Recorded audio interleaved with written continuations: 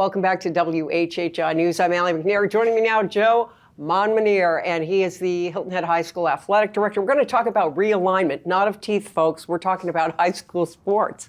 I didn't know about this. What is the setup now as far as high school sports in the state, and what's realignment? Yeah, well, realignment will be something that we'll deal with the public school. Right now, our state is divided into two. We have SCISA, which is a private school organization that runs their athletics, and then we have the South Carolina High School League, which runs some private, all public, and charter schools. So every 2 years they have what they call realignment, where they look at the population of teams, new schools coming in, the league, they're creating new schools, and then we look at geography, we look at attendance, how many students are in that school, and they base a region on that. So then we kind of play all those teams in our region. They're also, that region based on most of our playoffs for football, volleyball, sports like that have a region. We play, those teams are required to play. How is it calculated, though? I mean, how do they look at it? Is it population-based? Population, yeah. So they take grades 9 through 11, the 45-day count, and then they base that on that, as well as geography. But if you could say geography, right now our region is 3 Beaufort County schools and 1 Colleton and 2 Charleston schools. So we're pretty spread out as far as What's the desire? I mean, as far as high school goes, do you want to be bumped up? Would you rather be bumped down if you think you're over your head as far as who you're competing against? And do people ever object? Yeah, there's an appeals process. So if, let's say, you're at the bottom or close to the top of one level, you can ask to go up or down.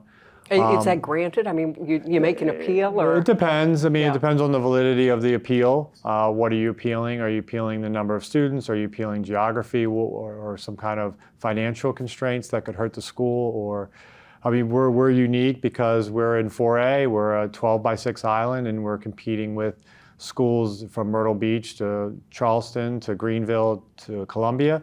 Is that fair for us to have to go against major cities where we're essentially I wouldn't say rural, but we would be considered a rural area? You had mentioned that the buzzword these days is a competitive balance. Yes. I mean, it kind of makes sense. I think I can figure out what it is, but explain. Well, you have schools like a charter school like Oceanside, where they use part of the day to teach that sport. So they would go to academic classes for half the school day and then be able to have a practice for the other part of the school day. In a traditional school, we cannot manipulate like that. They also can cap their numbers. Does that necessarily mean they're going to have a better team, though? Maybe they're starting off with less skilled athletes. Well, my thing about it is that it would attract a student. If I knew that I was good in lacrosse or I was good in football, or I would be attracted to go to that school, because now instead of being able to practice only a certain amount of times around the year, now I can practice with my team almost all year long. Okay. So it does have its advantages there. Also, private schools, they can cap their numbers. So if a Catholic school says, we want to stay in 1A and we want to be 600 students, we can stay at 600 students. Hilton Island High School has to take however many students who comes. Yeah. So how do you see this all being balanced out and fair in the end? I mean, are there improvements, I guess, that could be made in the process, as far as you're concerned? There can be improvements. We could base it on how many people come from other areas. So you have schools that are magnet schools, so schools that bring students from their non-traditional areas. Like we're an IB school, so we have students that if they want to be in the IB program and they live in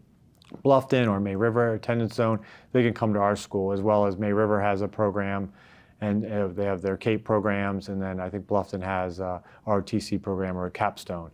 So yes, if a student that lived in our attendance zone wanted to go to Bluffton, they could ultimately do that. And I think that's the issue, is that students are moving around, and there's just unfair. Now, I know this is a process. When will the announcements be made as far as any changes? So they base on the 45-day count, which is coming up soon, from 9 to 11th grades. They'll evaluate those, kind of break down the numbers. The high school league will.